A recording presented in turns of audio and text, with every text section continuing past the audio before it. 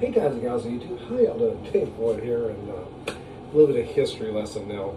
The year is like 1997. I'm in the A-Lit program down in Sitka, Alaska, which is a Troopers Academy program for students that want to know more about law enforcement.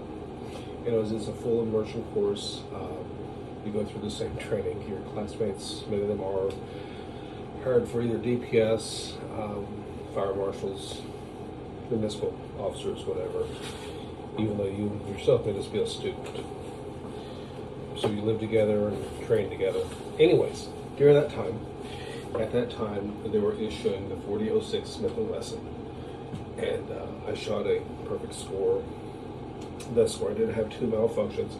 It is not my favorite gun. The 40 caliber is, it's a decent enough round, but it's not my first choice. But the gun always had a nostalgic feeling for me. It wasn't like a bucket list gun. There's plenty of other things I'd rather have. But when I saw one that's not exactly like what I trained with, I could not resist it. And this gun screams 1997 so much, I had to pick it up. They're not particularly expensive. They're just kind of hard to find.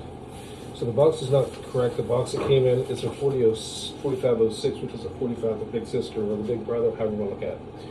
So what we have here is a 4006. This is the bobbed hammer one.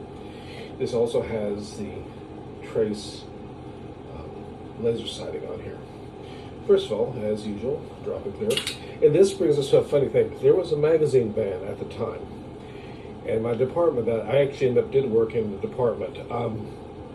We weren't issued the 4006, we went with the Taurus, not Taurus, I'm sorry, the Beretta 96.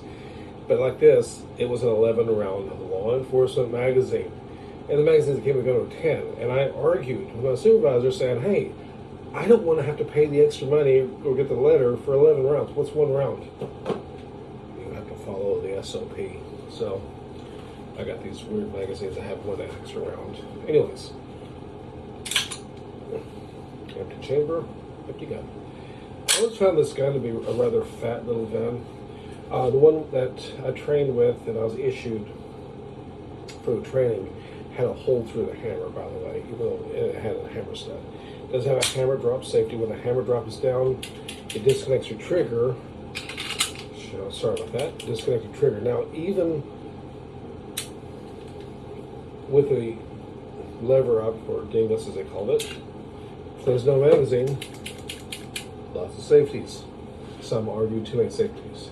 Here's the crimson trace. Turn this on right here. And then you got two levers on either side, and there it is. And I don't even like to do that. I mean, my hand's not in front of the barrel, but I don't even like to do that.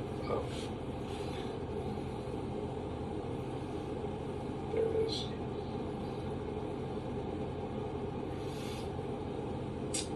But I will probably switch the grip back, I think, to the standard Delaware grips that we had. It absolutely screams the 90s. The 4506 and the 1006 or 10mm 45 did have the checkering here. As you know, we were training how to shoot like this at the time, although in the academy they trained this, as well as the flashlight hold, you know, where you have a flashlight like so, because lights were not a feature. But it's a very simple, pretty cool little gun. It's made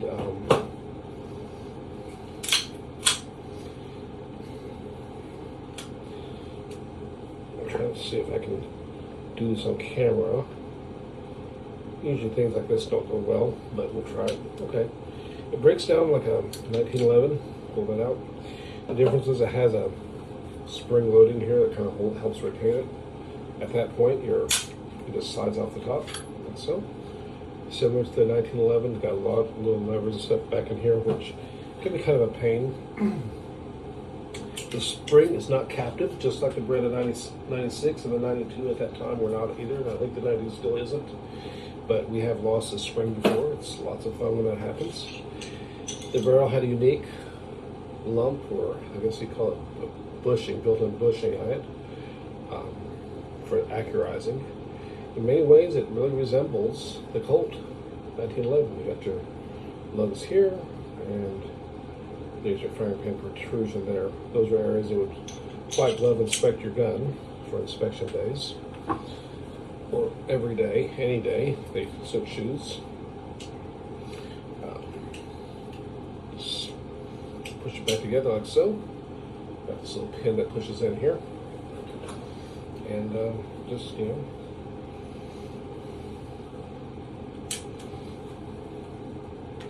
just reverse your steps.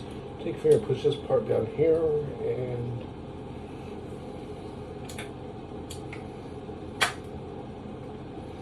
all these little things that I used to use. I always had longer fingernails, which came in very handy for this sort of thing.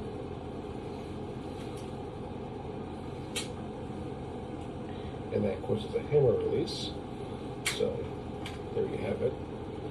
And then you'll bring this back like so, and put this through here, hopefully, and then line up your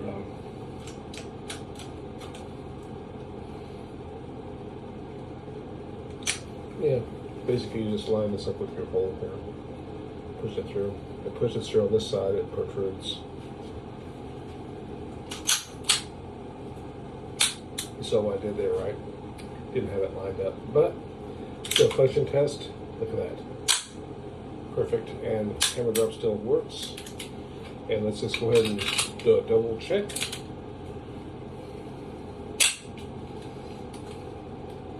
And double action. But the problem with that kind of double action compared to Glocks now is, let's just say you fired your first round, bang, your gun goes to, well, reset. Now you're going to have a single action pull, which is much lighter. Some people prefer the double action only because of that. Some people like the striker fire of the Glock because of that. With every round it feels consistent. But it's a very chunky, very blocky gun that brings back memories for me.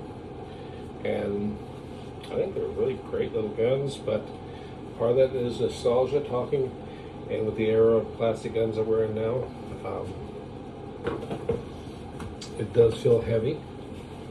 It's very oily. I should probably dry it up a bit, but on the other hand, they'll probably just sit in a safe, and but there it is, a 4006, a gun that is what I originally qualified with. Back to the weird little magazines. I always found the magazines to be small and feel kind of small inside the frame. I always found it to be kind of weird because very little of it sticks out. It was, But anyways, there it is. Thoughts, concerns? What do you guys think? Until next time, y'all stay safe. Appreciate the views of the great community. Ciao.